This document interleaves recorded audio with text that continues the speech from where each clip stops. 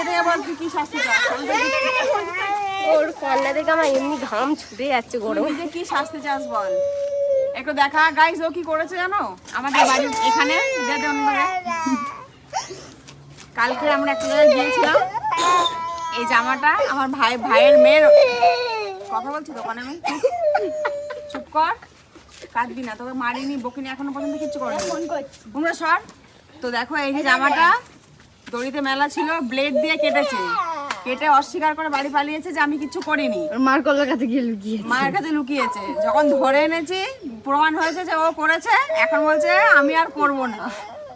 ওকে কিন্তু এখন মারিনি বকিনি কিছুই করিনি শুধু ওকে জিজ্ঞাসা করেছে তাদের ওর এই অবস্থা মারলেও কি করবে। আমি মারবো না আর থানায় ফোন কর।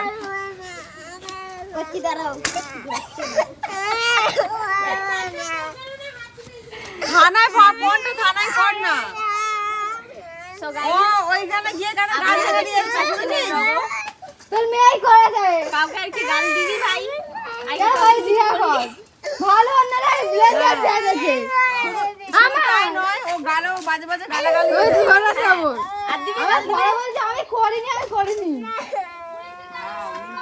চল ওকে নিম পাতা খাওয়ানো হোক। নিম পাতা খাও শাস্তি আজকে ও নিম পাতা খাবে।